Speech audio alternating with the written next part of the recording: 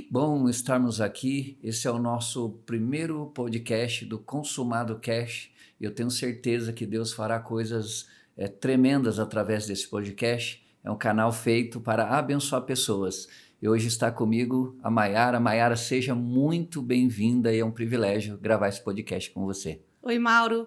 É um privilégio para mim estar aqui com você no primeiro de muitos que nós teremos do Consumado Cast. Hoje nós teremos um papo agradável, tenho certeza que vai ser enriquecedor para todo mundo que está nos ouvindo. Amém. Tenho certeza também que todas as pessoas que estão nos ouvindo serão tocadas, serão abençoadas e a palavra de Deus chegará ao coração dessas pessoas e certamente serão edificadas. Amém.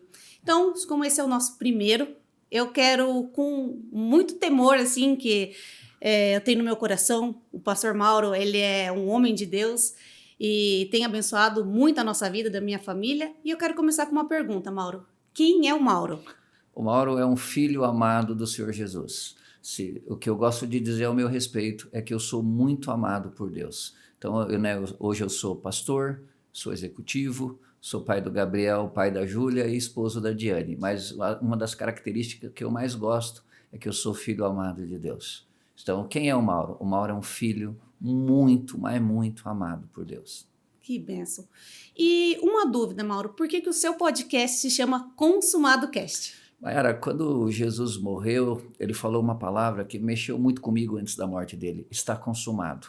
E o meu podcast é para continuar de onde Jesus parou. Eu jamais vou falar aqui no meu podcast coisas que Jesus não falou, que Jesus não faria. Então, por que Consumado Cash? É sempre depois da obra consumada de Jesus. Muitas pessoas hoje vivem como se Jesus não tivesse terminado.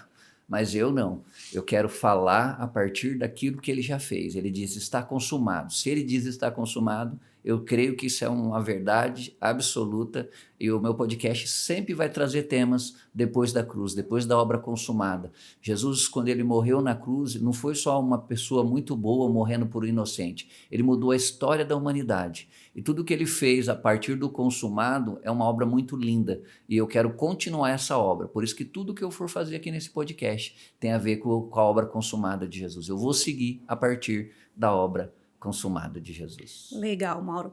E, bom, quem te conhece sabe que você é um homem que tem muitos compromissos, né? Você é empresário, você é pai, você é pastor, mas você também está aqui com uma nova missão, que é o podcast, né? Eu tenho certeza que Deus falou algo ao seu coração antes de você começar esse podcast. E qual que é a sua missão, né? Qual que é a missão do podcast?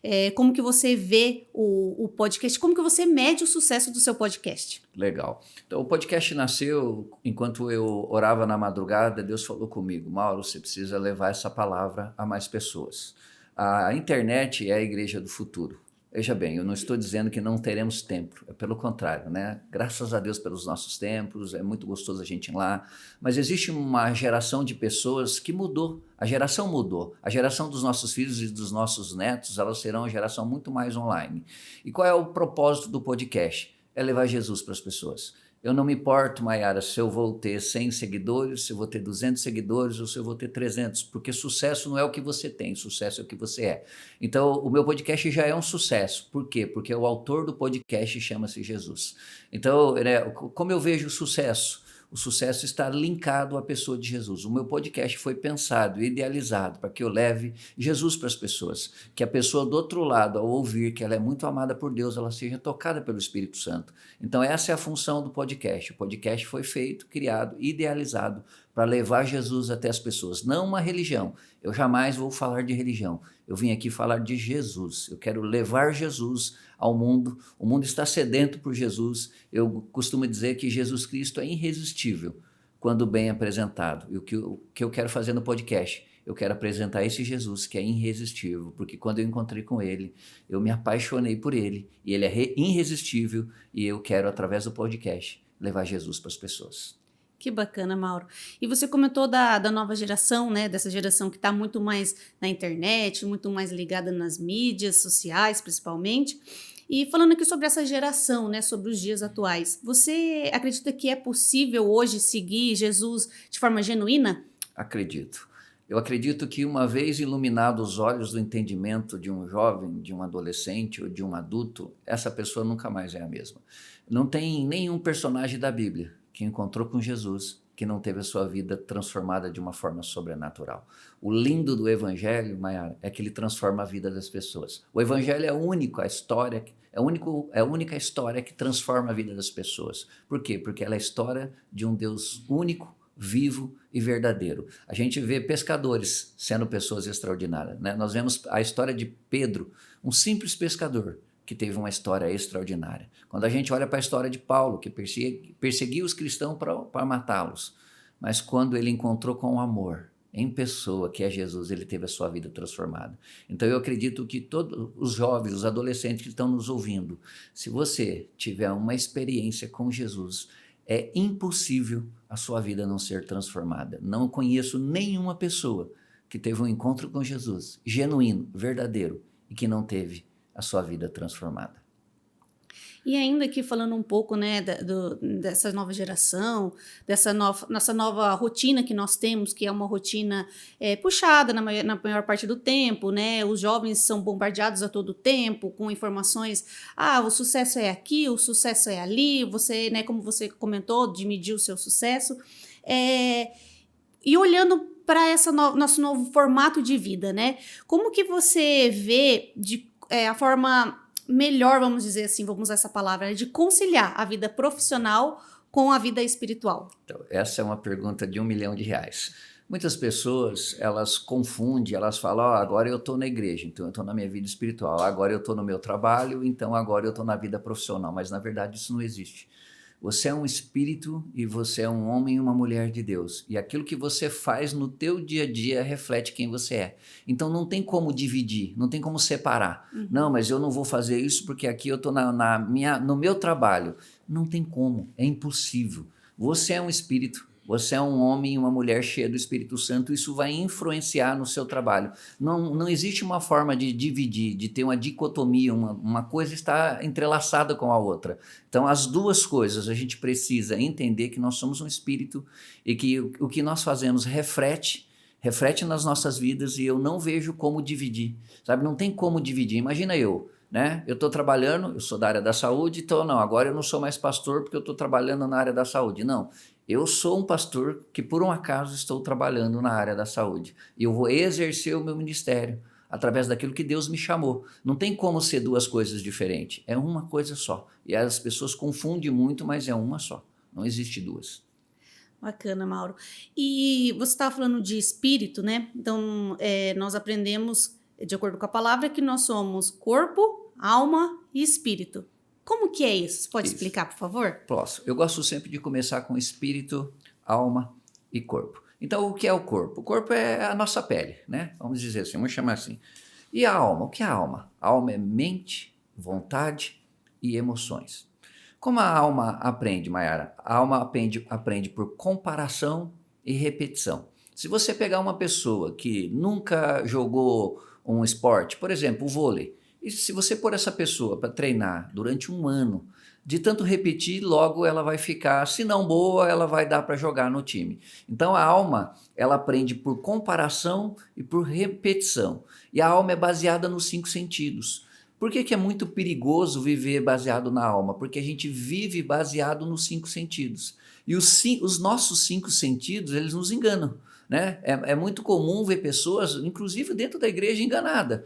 Eu estou tomando a decisão, mas eu não sei se essa decisão que eu estou tomando está certa. É muito simples, você está tomando a decisão baseada nos seus 5 sentidos ou você está tomando a decisão baseada na palavra de Deus? E o Espírito é a parte que Deus te deu. E é bem interessante, se nós pegarmos João capítulo 11, quando Jesus vai ressuscitar Lázaro, tem um versículo que eu amo muito, e Jesus chorou. E as pessoas dizem, né, nossa, Jesus chorou porque ele amava Lázaro. Isso é verdade, mas eu quero fazer uma outra aplicação para esse texto. Jesus chorou porque o dono do universo, o arquiteto da terra, a pessoa mais importante do universo estava ali. E ele diz, eu vou ressuscitar Lázaro. Ele fala no Espírito.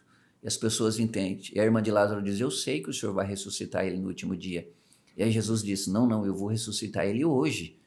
Então, e aí Jesus chora. Por que Jesus chora? Porque ele fala no Espírito e ela entende na alma. É um diálogo muito simples de Jesus falando no Espírito e ela entendendo na alma. Então, se a gente não entender que Deus vai falar no Espírito, e como Deus fala? Deus fala através da palavra de Deus, Deus fala através de pessoas, Deus fala de várias formas, né? Mas uma das formas que eu amo ouvir Deus falar é através da Bíblia. Muitas vezes as pessoas oram, Mayara, e elas dizem, Senhor, fala comigo. Eu queria tanto ouvir a tua voz, e ela está com a Bíblia do lado dela. Se ela abrir a Bíblia, Deus vai começar a falar com ela. Mas a diferença de corpo, alma e espírito é essa. E é muito importante para nós como cristãos hoje, viver uma vida cheia do Espírito Santo. Por quê? Porque os nossos sentidos podem nos enganar. Você já viu aquela coisa, eu tinha certeza que aquilo era verdade, mas não era verdade. Eu tinha certeza, mas não era verdade. Isso está no campo da alma. No campo do espírito, o próprio Espírito Santo fala direto ao seu espírito. Eu já tive várias coisas que ele falou comigo direto no meu espírito. E que se eu fosse avaliar pela alma, eu ia ficar em dúvida, né? Então, é muito perigoso um cristão que vive baseado na alma. Porque a alma vai mentir para você. E o que é a alma? A alma é tudo aquilo que eu consigo apalpar. Porque a gente não pode esquecer que tudo aquilo que nós estamos vendo aqui hoje foi criado.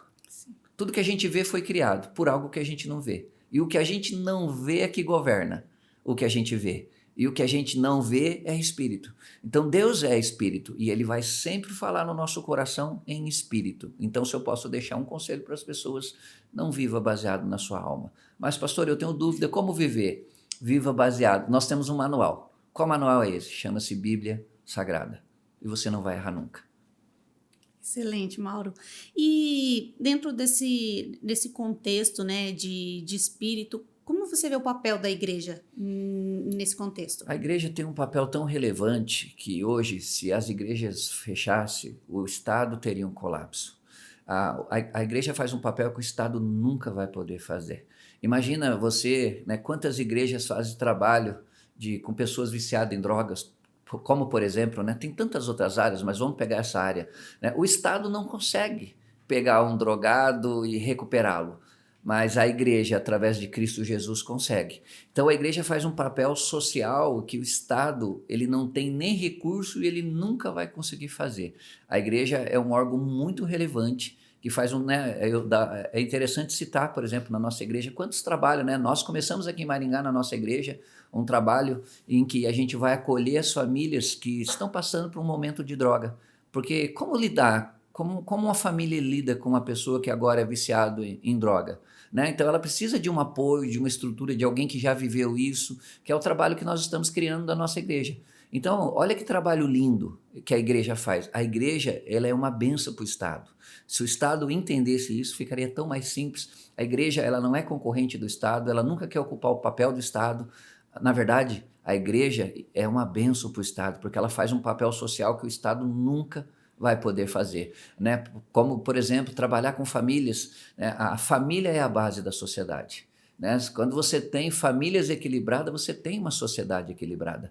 Então, eu creio que a igreja faz um papel social muito lindo e que não tem como mensurar, né? Vamos pegar outro exemplo, no inverno, quantas igrejas evangélicas, né? Eu falo das igrejas evangélicas porque é a minha área, eu vou sempre citar a minha área, mas que faz esse trabalho tão lindo. Olha a nossa igreja lá em Curitiba, quanto de alimento, quanto de roupa arrecada, né? Quantas pessoas abençoadas. Então, a igreja ela é muito linda, ela faz um trabalho especial e faz um trabalho muito lindo para a sociedade.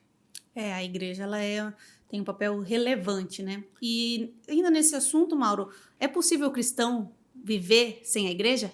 Viver fora da igreja, vamos chamar assim? Então, na verdade, o cristão precisa entender que ele é a igreja. A Bíblia diz que quando tivesse 2 ou 3 reunidos no seu nome, ali ele estaria. Como nós estamos aqui a mais de 3, ele está no nosso meio. Nós temos o privilégio de gravar esse podcast na presença dele. Mas existe uma turma aí que tem pregado contra a igreja. Eu sou a favor da igreja. Eu acho que é muito gostoso ir na igreja, celebrar Deus, estar junto com os irmãos, ouvir a palavra de Deus, ser um humilde instrumento na vida de Deus, receber a porção que Deus tem colocado na sua vida e na vida de outros irmãos. Então, né, a salvação, Mayara, ela não está linkada a uma igreja. Né? Jesus diz em João 14,6, disse-lhe Jesus, eu sou o caminho, a verdade e a vida, e ninguém vem ao Pai a não ser por mim. Então, a gente precisa dividir as coisas, né? Porque tem pessoas que dizem, aquele cara não é salvo porque ele não vai na igreja. A salvação está linkada a Jesus. Mas após você passar pelo processo de salvação, como é que você vai caminhar sozinho? Eu não consigo caminhar sozinho. Eu preciso de pessoas, porque eu também, como pastor, eu também preciso ser aconselhado, eu também preciso ser acompanhado. Eu também tenho o privilégio de ter o pastor Ivo e a pastora Andréia, pastor Pio Carvalho, né, a pastora Rose, que são pessoas que me influenciam e que me abençoam muito. Então, não tem como caminhar sozinho. É impossível hoje, na minha humilde opinião, você ser um cristão e estar trancado lá na sua casa. Por quê? Porque para cada um Deus deu um dom e deu um talento. Essa pessoa que está lá em casa, eu quero dar um conselho para você. Venha para a igreja e deixa Deus usar o seu talento para abençoar alguém. Quando eu digo igreja, eu não estou falando só de parede. Eu estou falando de você entender que você é um instrumento de Deus e que Ele deu a você um dom e um talento. E quando eu, junto com você, esse dom e esse talento que Deus deu para mim e para você, pode abençoar outras pessoas. Bacana, Mauro. E a igreja, ela é uma organização, né? E uma organização, ela precisa de recursos financeiros. Como que você vê o dízimo? Então, o dízimo foi muito deturpado porque, infelizmente, tem muitas pessoas fazendo coisas erradas. Só que a gente não pode colocar todo mundo na mesma história. Tem pessoas que fazem um trabalho tão lindo. Quando eu falo sobre dízimo, primeiro, eu acho que dízimo é olhar pelo retrovisor. Eu tenho um princípio, Mayara, eu nunca dizimo para ser abençoado, porque eu já sou abençoado. Eu dizimo porque Ele já me abençoou. E quando se fala de dízimo, eu gosto muito do texto de Hebreus 7, versículo 7, que diz assim, olha, sem contradição nenhuma, o menor é abençoado pelo maior. Abraão volta de uma guerra em que ele tinha vencido, e ele dá o dízimo a Melquisedeque, que é um propósito de Cristo. E ele dá o dízimo a Melquisedeque, mas aí vem o versículo 7, sem contradição nenhuma, o menor é abençoado pelo maior. Se eu reconheço que Deus é o maior, eu dizimo, eu oferto. Agora, se eu acho que eu sou maior do que ele, por que eu vou dizimar? Porque, na verdade, é uma questão de conceito. Tudo que eu tenho e tudo que eu sou vem das mãos de Deus.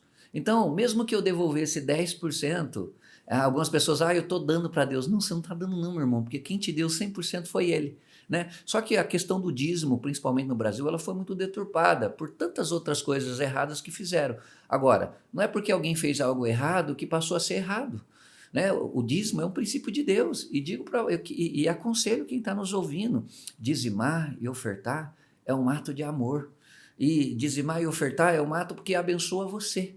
Né? Então, eu não dizimo para ser abençoado, eu dizimo porque Ele já me abençoou, e quando eu olho para o retrovisor, eu vejo, Ele é bom demais, então eu dizimo, então eu oferto. Mas pastor, e se a pessoa que eu pus o dinheiro lá e o pastor roubou, eu tenho um princípio que é só meu e que eu quero dividir com os ouvintes.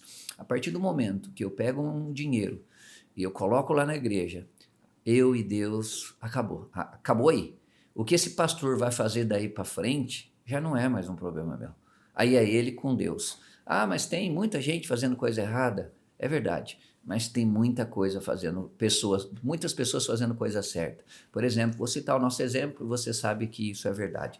Na nossa igreja nós temos o hábito de fazer uma vez por ano uma prestação de conta. Nós temos o Conselho Fiscal, que inclusive eu sou do Conselho Fiscal, e a gente faz uma prestação de conta anual. E lá na prestação de conta anual a gente abre todas as despesas e abre um mês aleatório, a gente escolhe lá na hora. Mas qualquer membro da nossa igreja, Mayara, que quiser falar, opa, peraí, eu quero ver onde é que está indo o dinheiro do dízimo, onde é que está sendo investido, nós somos muito transparentes. E aí o conselho que eu dou para as pessoas e para os pastores, inclusive, que estão me ouvindo, seja transparente. Né? A nossa igreja é tão transparente que qualquer um dos membros que quiser saber quanto está entrando lá e em que nós estamos investindo, está lá disponível. Outra coisa que as pessoas têm muita dificuldade, eu não vou dar dinheiro porque o pastor vai ficar rico. Eu, por exemplo, sou um pastor voluntário. Faz 5 anos, aproximadamente, que eu fui ordenado ao ministério, e em 5 anos eu nunca ganhei um centavo e nem tenho interesse. Eu sou um pastor voluntário. Mas existem pastores que é o trabalho dele.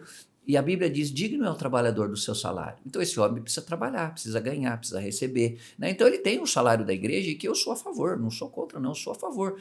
Então tem muitos excessos, só que as pessoas misturam tudo. E quem já dizimou e quem já ofertou com a motivação certa, sabe que é um privilégio, porque nós estamos investindo no projeto mais lindo do mundo, que é o reino de Deus. Com certeza, dizimar e ofertar com alegria, né? Com alegria. Mauro, uma pergunta, uma curiosidade, assim. todas as pessoas no mundo, né, que andam sobre o planeta Terra, todos eles são filhos de Deus? Essa é uma pergunta muito legal, né? Todo mundo não é filho de Deus. Apesar de muitas pessoas, se você conversar com todas as pessoas hoje, nós saímos ali na rua e saímos abordando as pessoas, todas vão dizer que são filhos de Deus. Mas o fato, Mayara, de alguém passar lá na rua da sua casa e falar que é a sua filha, ela não faz dela a sua filha, não é verdade? É o fato dela falar que é a sua filha, ela não faz. O fato de passar alguém lá na minha casa e dizer, olha, eu sou filho do Mauro, não faz ele meu filho. Eu sou pai do Gabriel e da Júlia. Então, mas o texto bíblico é João 1,12, que diz assim, mas a todos o quanto receberam. Olha só, mas a todos o quanto o receberam. Deram-lhe, eu amo isso, deram-lhe o poder de serem feitos filhos de Deus. Então, como é que eu me torno um filho de Deus? Até eu não receber Jesus como meu Senhor e Salvador, eu sou uma criatura de Deus e não filho. Quem é filho? Filho é aquele que reconhece que Jesus Cristo é o Senhor, que Ele é o Messias, que Ele veio para a salvação de todo aquele que nele crê. Mas, pastor, então eu preciso mudar de religião? Não, eu não estou falando de religião. Eu estou falando que a salvação está linkada a Cristo Jesus. Eu só passo a ser filho, né? Então, a todos o quanto receberam, deram-lhe. Foi um poder que foi dado, um poder que eu e você não tinha e que Ele nos deu. Que poder é esse? O poder de nos tornar filho de Deus. E por que isso é tão relevante? Porque Deus só se relaciona com o filho. Deus só se relaciona com o filho. Então, qual o convite que eu quero deixar nessa pergunta? Você que está nos ouvindo e que ficou na dúvida, será que eu sou filho de Deus ou não? Você pode hoje se tornar filho de Deus. De que forma? Entregando a sua vida para Jesus. Reconhecendo que Jesus é o caminho, a verdade e a vida. Como ele mesmo diz em João 14,6. Eu sou o caminho, a verdade e a vida. E ninguém. As pessoas olham para Jesus, Mayara, e acham que Jesus é uma religião. Assim como o budismo, assim como outras. Jesus não é uma religião. Jesus é Deus e é o Salvador. Nenhum homem no planeta Terra vai chegar ao Pai, senão por Jesus. Até Jesus vir à Terra, o mundo não sabia que era amor. Mas, de repente, o amor em pessoa pisou na Terra. E o amor começou a amar as pessoas. Então, a gente precisa entregar a nossa vida ao amor. Que amor é esse? Esse amor chama-se Jesus. O amor encarnado. Mauro, e no começo do seu podcast, né, desse nosso episódio, você comentou que quando Jesus morreu, ele disse está consumado. Aí uma pergunta, mas por que Jesus morreu? Muito legal. Quando Adão pecou, o homem, quando Deus criou o jardim no Éden, né, Deus criou um jardim no Éden, não é do Éden, é no Éden, e colocou o homem lá. E o homem vivia uma vida maravilhosa e o próprio Deus vinha conversar com ele. Imagina o diálogo do Criador do céu e da terra, o dono do universo, que vinha na virada do dia e conversava com ele. Mas Adão e Eva foram enganados, né? Eva foi enganada junto com Adão, eles comeram do fruto que não podia ser comido. E eles foram expulsos do jardim. Então pensa comigo, por causa de um homem, Mayara, o pecado entrou no mundo.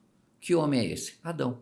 Hoje, eu não sou pecador só porque eu pequei. Eu sou pecador porque Adão pecou. É por isso que o salmista diz que em pecado me concebeu a minha mãe. Que pecado tem uma criança que nasceu? Não é verdade? Mas o salmista diz, em pecado me concebeu a minha mãe. Por quê? Porque Adão pecou, vamos usar um exemplo como um vírus. O vírus chamado pecado chegou até nós. Assim como o Covid, que começou num país distante que de repente apareceu no Brasil.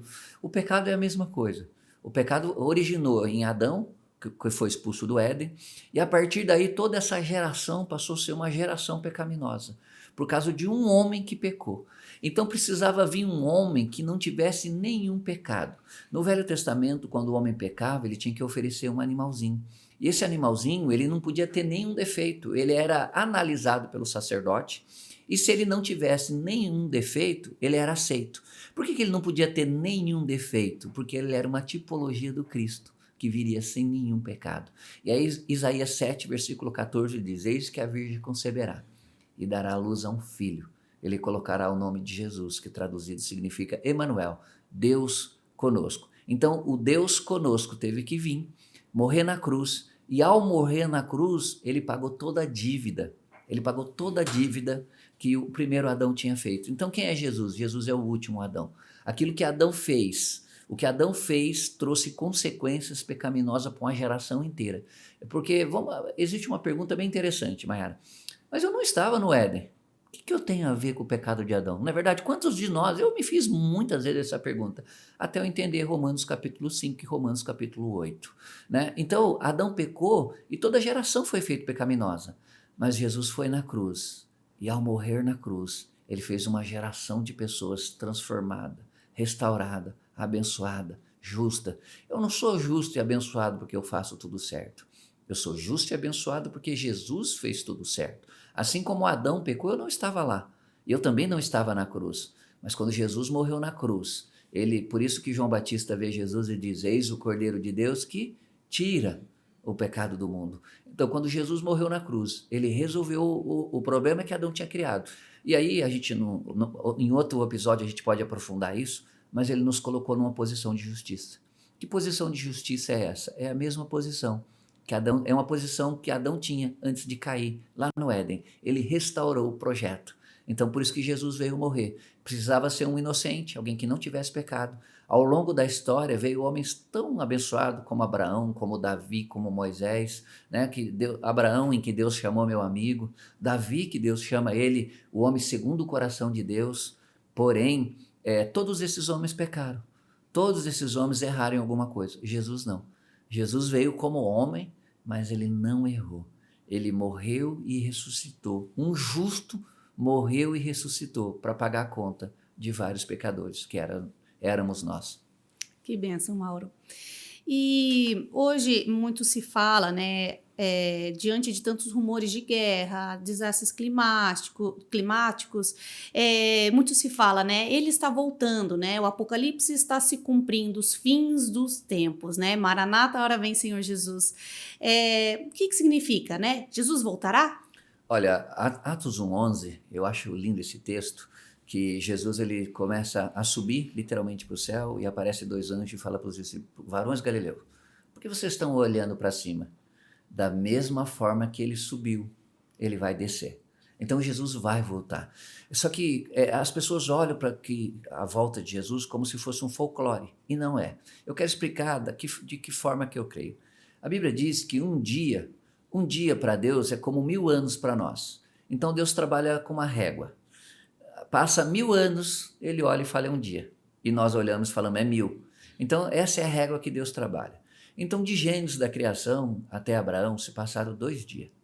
De Abraão até Jesus se passaram 2 dias, 4000 ou 4 anos. Jesus nasceu no 4º dia da criação e se passaram mais 2 dias, 2000 anos. Hoje a gente está vivendo no 6º dia da criação. E no 7º, o 7º ele descansou. Ele descansou porque ele estava cansado? Não, ele criou falando. Se tinha alguém que não estava cansado, era ele, porque ele criou o mundo falando. Então, na minha opinião, ele deixou uma matriz muito clara para nós. Só que Jesus ele é tão lindo, ele é tão maravilhoso, ele é tão extraordinário, que ele diz: olha, quanto o dia e a hora ninguém sabe. Ou seja, a gente não sabe, na minha opinião, se é agora no comecinho do 6º, ou se quando entrar no 7º. Mas eu creio que Jesus está voltando. Todas as profecias bíblicas já foram cumpridas, né? E eu acho que ainda falta a gente ainda levar Jesus a algumas pessoas. Ainda existe, mesmo a gente pega pelo menos no Brasil, né? Um país tão livre em que a gente pode sair na rua evangelizar, tem as igrejas, pode fazer as cruzadas, pode fazer os eventos, mas eu tenho encontrado pessoas que ainda não sabem quem é Jesus. Se no Brasil, em Maringá, uma cidade tão relevante, né, de tantas pessoas que já encontraram com Jesus, nós ainda encontramos pessoas que não sabem quem é Jesus, imagina você num país, né, num país distante, num país onde não é tão fácil, ou num país que não pode falar. Então a gente ainda tem a tarefa de levar o evangelho, como diz Marcos capítulo 16, ide por todo mundo e pregai o evangelho a toda criatura. Mas respondendo a tua pergunta, Jesus está muito próximo de voltar. E o que eu tenho que fazer então, não é verdade? Que é uma pergunta que vem depois dessa sua pergunta. Algumas pessoas olham para mim e falam: Mauro, me explica o Apocalipse, que ele é muito difícil. Eu falo: não, o Apocalipse é muito simples. O mal vai tentar vencer o bem vai vencer o mal, e Jesus vai voltar. Jesus já venceu. Jesus não tem inimigo, Mayara. Quem tem inimigo é eu e você. Ele não tem, ele venceu todos os inimigos. Quando Jesus criou o primeiro dia, ele criou o último. E ele vai voltar. Mas algo que eu não posso deixar de falar. para quem entregou a vida para Jesus, o céu já começou. Amém. Se aquelas pessoas que disseram sim para Jesus, o céu já começou. A vida com Jesus já é o céu, porque viver com Ele é extraordinário. Viver com Ele é maravilhoso. Então eu deixo até esse convite para quem está ouvindo esse podcast. Né? Se você ainda não entregou a vida para Jesus, quando Jesus vai voltar? Ele pode voltar hoje para você. Porque existe também, né, Mayara, 2 outras formas de Jesus voltar. Por exemplo, quem sabe? Nós estamos gravando um podcast, mas quem sabe quem é que vai estar vivo daqui a pouco? Daqui 1 hora, 10 segundos, 20 minutos, nós não sabemos. A vida e a morte não está na nossa mão. E Jesus pode voltar. Muitas pessoas, Jesus vai voltar hoje para ele. Por quê? Porque infelizmente eles vão morrer. Né? Então, e tem aquelas pessoas que vão morrer algum dia. Ou eu sonho, Mayara, em ver os céus abertos, Jesus voltando e a gente subindo. Eu saio de casa todos os dias com essa expectativa. Eu fico imaginando lá na minha sala trabalhando, a trombeta tocando, o céu se abrindo e nós subindo.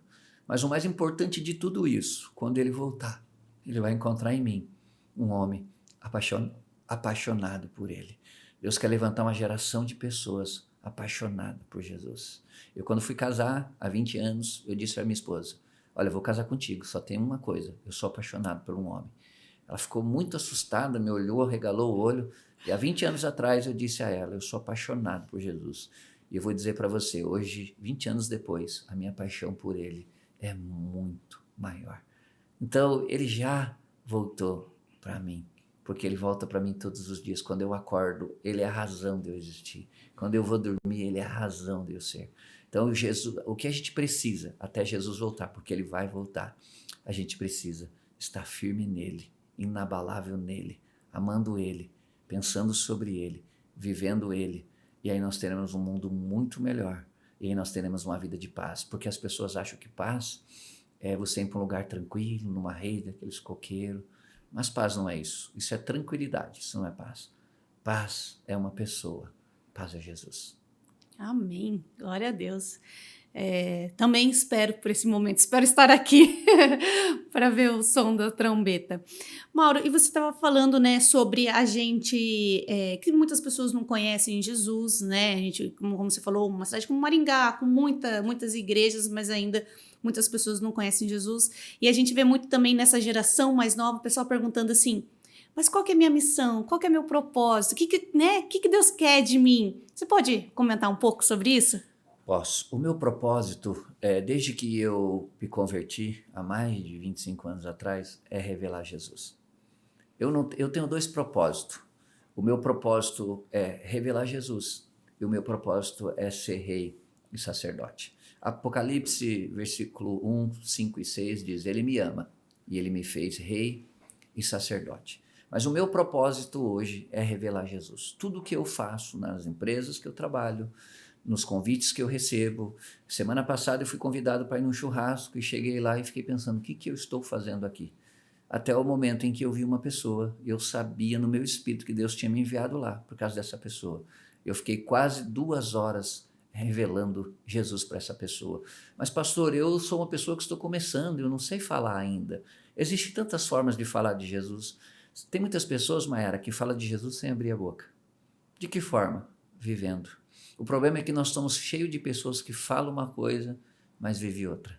Então, o primeiro conselho que eu quero dar para um jovenzinho que entregou a vida para Jesus recentemente, comece a viver Jesus. E os seus amigos, as pessoas... Eu, quando me converti, foi muito interessante, que eu me lembro que a diretora me chama, na escola onde eu estudava, e ela fala, o que aconteceu com você? E eu fiquei muito assustado, porque de verdade não era eu. Dessa eu era inocente.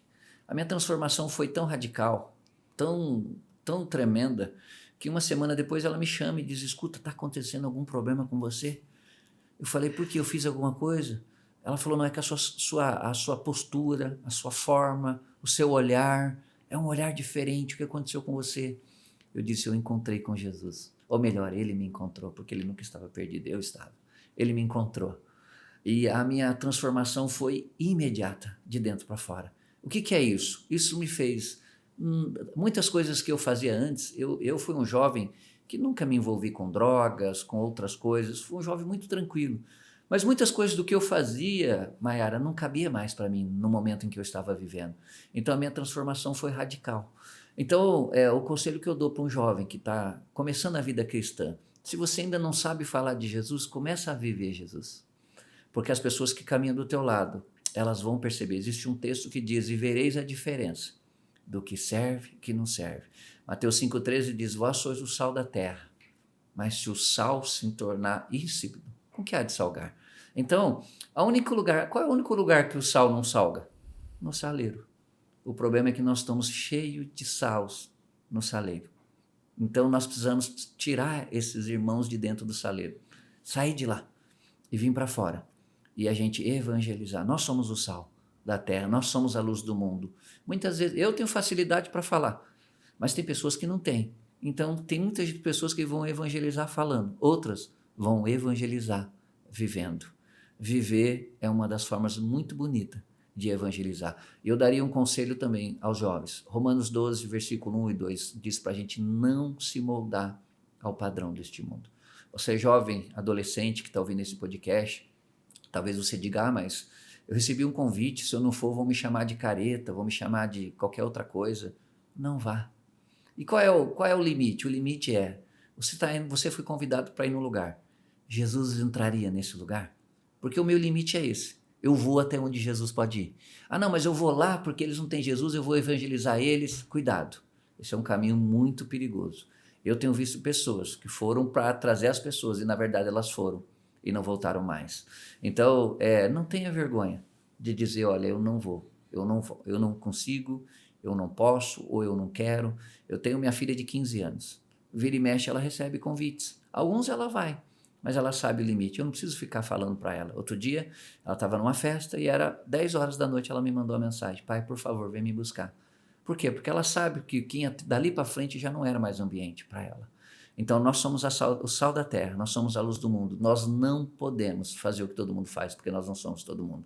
Nós somos de um outro, nós não pertencemos mais à terra. Nós estamos na terra, mas nós pertencemos ao céu. Que bênção, Mauro. E você poderia compartilhar com a gente um pouco sobre a sua rotina diária de devocional, como que você tem esse relacionamento, como que é isso no seu dia a dia? No meu dia a dia, eu sou um eterno devedor. Então eu já começo o dia dizendo obrigado, Jesus. Eu nunca vou dormir e nunca acordo sem ter uma reação muito específica. Quando eu abro os meus olhos, eu digo obrigado, Jesus. E depois disso, eu tenho uma rotina de falar com Deus. Eu, tanto quanto vou dormir, quanto eu vou acordar, eu bato um papo com Ele. E de que forma que eu falo? As pessoas têm uma visão tão equivocada de Deus. Quem é Deus? Jesus veio, até Jesus, o mais próximo que as pessoas chegaram de Deus era chamar Ele de Deus. Mas Jesus, Ele veio revelar o Pai. Então como é que eu faço? Eu revelo o Pai. E aí eu faço o meu devocional. Como é fazer um devocional? Eu pego um texto bíblico. Eu gosto de pegar um texto bíblico e ficar pensando o dia inteiro sobre ele. Então eu estou trabalhando, ele vem na minha memória. E eu gosto de orar também ele. Né? Eu gosto de orar sobre aquele texto, porque o texto bíblico, ele transforma. A palavra de Deus, mesmo que seja uma parte, ela é a palavra de Deus. Então, ao acordar, eu faço meu devocional, eu tenho o meu hábito de oração, e durante o dia, enquanto eu trabalho, por vários momentos, eu adoro o Senhor. Se eu estou fazendo algo que eu posso, eu ponho um louvorzinho bem baixinho e eu vou adorando o Senhor. Se eu posso, eu vou pensando. Alguns momentos no espaço onde eu trabalho, em que eu sou presidente, eu saio, eu falo, eu já volto. E aí eu saio, eu vou orando, vou pedindo a Deus que abençoe aquelas pessoas que estão ali. Então, a gente não precisa ter um devocional religioso. Você pode imaginar como é que Jonas orou dentro da barriga do peixe? Não tem um padrão. Por quê? Porque Jesus veio revelar o Pai. E o pai se relaciona com o filho. De que forma? Cada pai relaciona de uma forma diferente com seu filho. Eu tenho 2 filhos e eu me relaciono com os 2 de uma forma diferente. Um é menino e outro é menino. Eles têm formas diferentes. Então, qual é o modelo perfeito? Não tem modelo perfeito. O modelo mais próximo, ou vamos chamar de modelo perfeito, né? Já que eu falei que não tem, mas vamos chamar de modelo perfeito, é se relacionar com o Pai através de Cristo Jesus. O modelo perfeito e o modelo que eu recomendo é: toda vez que você for se relacionar com Deus, comece através de Cristo Jesus. E aí tem um dia, né? Eu estou lendo a Bíblia, se eu não me engano, pela 33ª ou 34ª vez. Esse ano eu estou com o propósito de ler a Bíblia 2 vezes. Mas esse ano eu me tranquei no meu quarto e nos meus horários vagos eu fiz um propósito. Lucas capítulo 5, Mayara, Jesus deu 2 conselhos que eu amo. Jesus, entrando no barco de Pedro, diz: afasta um pouquinho da terra e vai onde as águas são mais profundas. Eu, quando ouvi isso, falei: Deus, como é que eu posso fazer isso? E ele falou comigo: lê a palavra. E eu, em 28 dias, tive o privilégio de ler a Bíblia. Mauro, como é que você conseguiu ler a Bíblia em 28 dias? Eu estava jantando com a minha esposa, com um foninho de ouvido. Eu escutava ela falando em um ouvido e eu estava escutando a palavra de Deus no outro. Eu ia tomar banho, eu soltava a palavra de Deus. Eu estava no trânsito indo para casa, eu soltava a palavra de Deus. E vou dizer algo para você: aquele livro me transformou. Todas as vezes que eu leio aquele livro, ele me transforma. Mas talvez você não tenha ainda, né, esse hábito de ler como eu fiz. Então, qual é o conselho que eu dou para você? Leia um versículo por dia. Não saia da sua casa, pega um texto bíblico. Né? Pega ali do Novo Testamento, para quem ainda não tem hábito, pega ali do Novo Testamento para frente, comece a ler aquele texto e certamente aquele texto vai transformar a sua vida. E hoje nós temos muita tecnologia a nosso favor, né? Como você mesmo disse, a pessoa está indo no carro, coloca ali a Bíblia no Spotify, no aplicativo ali. Com certeza essa tecnologia ela veio ao nosso favor para nos apoiar também, né? A tecnologia, ela é uma benção. Algumas pessoas falam: mas olha o que passa, por exemplo, na televisão. Mas, meu irmão, minha irmã, você tem o controle. É você que tem o controle. As tecnologias, elas foram feitas para ser bênção. O problema é o que eu faço com as tecnologias. Hoje, com um clique, você pode ouvir coisas que vai te abençoar. E com um clique você pode ouvir coisas que não vai te abençoar, que aliás vai te afastar de Deus. Né? Então todas as tecnologias que foram criadas e inspiradas por Deus, tudo que a gente vê, Mayara, foi Deus que inspirou as pessoas. Toda tecnologia foi Deus que, né? Por exemplo, quando a gente pega as pirâmides do Egito, meu Deus, como que as pessoas construíram aquilo lá? Sem toda a estrutura que tem hoje, né? Como é que criaram? Foi Deus que deu sabedoria. Como é que Noé construiu uma arca tão sofisticada, cheio de detalhe? Como é que Salomão construiu um templo tão maravilhoso? Foi Deus que deu sabedoria para essas pessoas. Mas o ponto é, de que forma que eu estou usando essa tecnologia? Eu quero usar a tecnologia para abençoar pessoas. Né? E no campo, em outros campos também, por exemplo, a telemedicina. Né? Hoje, há operadoras que você consegue ligar e você fala com o médico da tua casa. Você mostra os resultados do exame, ele fala contigo, aproximou pessoas. Hoje eu posso falar com alguém lá no Japão, posso falar com alguém na Itália, na Inglaterra, posso fazer uma ligação, né? E falo com as pessoas. Então eu digo, a tecnologia é uma benção, mas depende de que forma que você vai usar. Você pode usar a tecnologia para ser uma benção, você pode usar a tecnologia para ser uma maldição na sua vida. Então o conselho, cuidado com aquele botãozinho que está na tua mão. É como você disse, né? O controle está nas nossas mãos. E aí, no assunto do seu devocional, Mauro, você tem um versículo que você, podemos dizer assim, vamos chamá-los de favorito? Eu amo, eu vou até pedir licença para pegar aqui, que esse, Mayara, esse, com a graça de Deus, eu quero ler ele, porque Colossenses 1, 15 e 16, eu amo esse texto. Olha que lindo. Ele é a imagem do Deus invisível.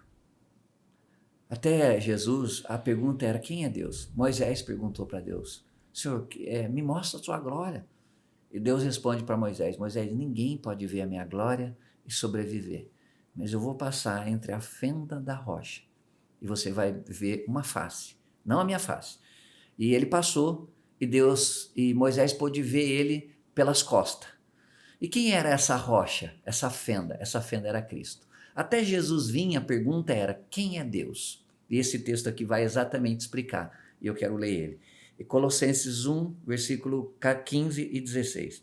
Ele é a imagem do Deus invisível, o primogênito sobre toda a criação. Então quem é Deus? Ele é imagem. Ele quem? Jesus. É por isso que Filipe disse: Senhor, mostra-nos o Pai, isso nos basta. E aí Jesus abre um sorriso e diz: Felipe, há tanto tempo estou convosco e você não me conhece? E aí o 16 diz: pois nele foram criadas todas as coisas, nos céus e na terra, as visíveis e as invisíveis, sejam tronos, sejam soberanias, poderes e autoridade. Todas as coisas foram feitas por ele e para ele. Então qual é o versículo que eu mais amo? Esse. Ele, Colossenses 1,15. Jesus é a imagem do Deus invisível. O Deus que por muito tempo, muitas pessoas perguntavam: quem é você? Como outras pessoas perguntaram, ele diz: eu sou, é o meu nome. mas agora aqui ele fala de uma forma muito clara e muito objetiva. Jesus é a imagem do Deus invisível, o primogênito, o primeiro sobre toda a criação. Todas as coisas foram feitas por intermédio dele e para ele. Ele é o cabeça do corpo que é a igreja e ele é o centro de tudo. Eu não sei como viver sem ele. Ele é a imagem do Deus invisível. Que bênção, Mauro. Muito se fala, né? Hoje existem ali alguns igrejas que falam, o movimento da graça, né? Não, que devemos ter obediência. O que é graça? O que é obediência? Como ter um equilíbrio? Você pode falar um pouquinho pra gente? Posso. Graça é favor imerecido. Graça é eu olhar para a obra que Jesus fez e que eu nunca podia fazer. Eu nunca podia fazer. Existe um texto bíblico, eu agora não vou lembrar de cabeça, mas diz: aquele que não tinha pecado, Deus o tornou pecado, para que nele nos tornássemos justiça de Deus. Então olha que interessante, aquele que não tinha pecado. Quem? Jesus. Deus o tornou. Tornou como? Jesus pecou? Não. Jesus assumiu o nosso pecado. Mas quando Jesus assumiu o nosso pecado, ele nos fez inocente. Ora, aquele que não tinha pecado, Deus o tornou pecado.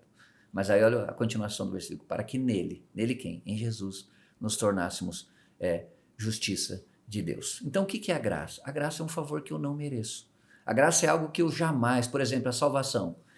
Existe alguma forma que eu e você possa fazer para sermos salvos? Não.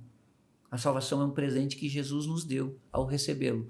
Sem Jesus, a gente não conseguiria ter a salvação. Então, isso é a graça, né? Só que as pessoas confundem, e é por isso que tem muito, quando a gente fala a palavra graça, tem uma turma aí que fica com muito medo, porque acha que graça é permissão para pecar, mas a Bíblia diz exatamente o contrário.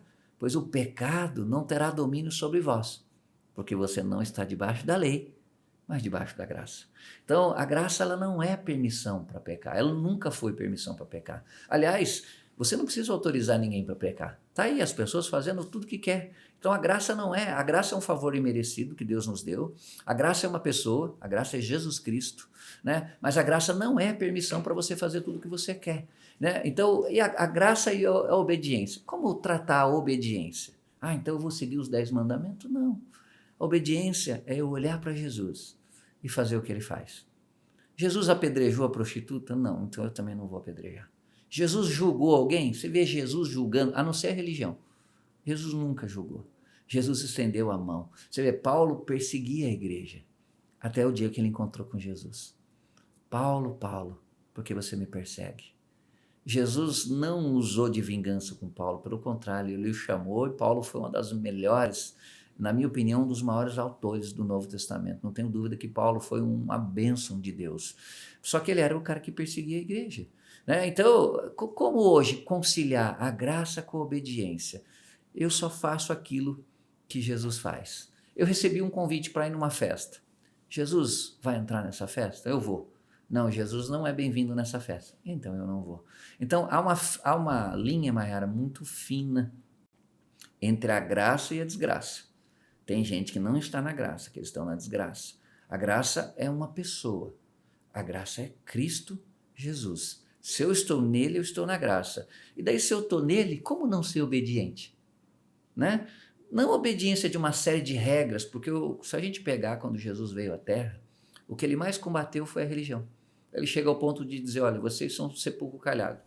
Vocês são bonito por fora e podre por dentro. Vocês não entram no reino de Deus e impedem as pessoas de entrar.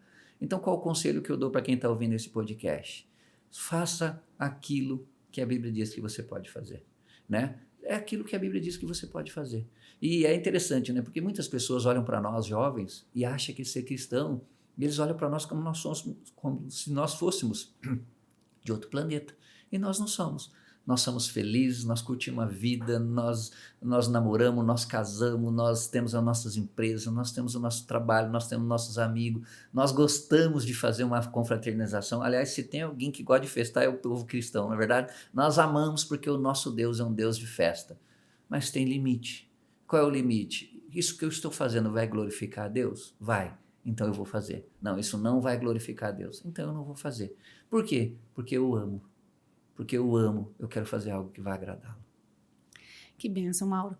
E no começo também, né, em outro podcast você também comentou da sua história, né, como que você começou, que hoje, onde você está hoje profissionalmente dizendo. E olhando para a sua história, como que você mede o sucesso? O que é sucesso para o Mauro? O que é sucesso para o Mauro? Legal. Eu comecei a minha trajetória, Mayara, como servente de pedreiro. A empresa onde eu sou presidente hoje, eu sou presidente de um hospital, eu tenho a honra de ser presidente desse hospital, mas eu comecei a minha vida como servente de pedreiro.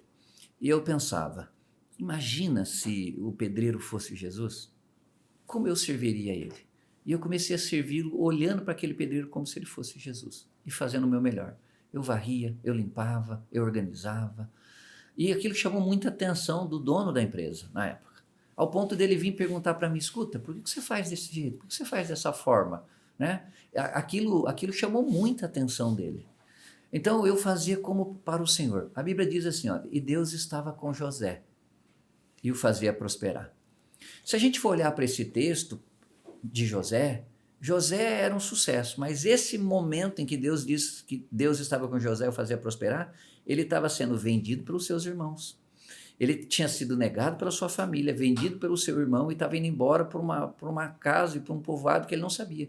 Além do que, os seus irmãos queriam matá-lo. Só não matou porque um deles disse, não vamos matar não, ele é nosso irmão. Jogaram ele no buraco e depois venderam ele para uma carruagem de ismaelita. Mas olha só, que interessante, Deus estava com José e o fazia prosperar. Então olha o que Deus já estava dizendo que José era próspero, antes dele se tornar o governador de todo o Egito. Então, sucesso, Mayara, ele não tem a ver com ter. Sucesso tem a ver com ser. Tem um monte de gente que é um monte de coisa, mas ele não tem sucesso. Na minha opinião, sucesso não é o que eu faço, é quem eu sou. Só que também é impossível eu ser sem fazer. O problema não é você fazer, o problema é que nós estamos cheios de pessoas fazendo sem ser. Então, como é que eu meço sucesso? Eu meço sucesso pela simplicidade, pela humildade e por saber que foi Deus que me abençoou. Sucesso não é algo que eu conquisto, sucesso é algo que eu recebo. E eu não gosto muito da palavra sucesso, porque quando a gente olha sucesso, parece que infla muito o nosso ego, né? Parece que dá muito louvor e glória e honra para nós. Por exemplo, né? No outro podcast, a pessoa me pergunta, como você chegou como presidente do hospital? E eu respondo, eu não cheguei. Foi Deus que me colocou lá. Então, sucesso é ter uma vida cheia do Espírito Santo. É ter uma vida cheia de Jesus. É você ser. Porque quando você é, Mayara, não é o outro que dita a regra para você. Eu não preciso ter 1 milhão de seguidores para ser um sucesso. Eu sou um sucesso. Sabe por quê? Porque tudo que eu falo é sobre Ele. E Ele é o sucesso. Sucesso é Cristo Jesus. Ele é o maior sucesso. E quando você tem Ele, você tem sucesso. Não é o que você faz, é quem você é. Não sei se eu fui claro, mas não é o que você faz, é quem você é. Que bênção, Mauro. E nós já estamos caminhando para o final do nosso primeiro episódio do podcast, primeira gravação, foi uma bênção. E se você pudesse dar um conselho para quem está iniciando a caminhada cristã, ou para quem, né, já começou, vamos dizer, já aceitou Jesus, está ali iniciando um relacionamento com Jesus, se você pudesse deixar um conselho para essa pessoa, o que você falaria? Eu falaria, ame Jesus, ame Jesus, ame Jesus todos os dias e se prepare porque Deus fará coisas extraordinárias na sua vida. Eu falo, Mayara, para pessoas, para adolescentes que estão me ouvindo, e que você olha hoje na sua vida e essa vida não faz sentido. Eu quero dizer para você, ame Jesus e se prepare, porque Ele vai dar o sentido para a sua vida que não tem hoje. E você verá dias extraordinários acontecendo na sua vida. Eu, muito novo, me converti. Eu tinha perto de 16 anos quando eu entreguei a minha vida para Jesus. E foi a melhor escolha que eu podia ter feito. Aliás, cada dia eu me apaixono por Jesus. Então, se eu posso deixar um conselho para quem está nos ouvindo e está começando a vida cristã, se apaixone por Jesus. Leia a Bíblia sabendo que Jesus é o autor dela. Leia a Bíblia procurando Jesus, seja no Velho Testamento, seja no Novo Testamento. Tudo que a gente lê na Bíblia é sobre Ele. É tudo sobre Ele. Se é tudo sobre Ele, o meu conselho para esse jovem e também para esse adulto, se apaixone por Jesus. Eu quero, com a graça de Deus, ainda escrever um livro.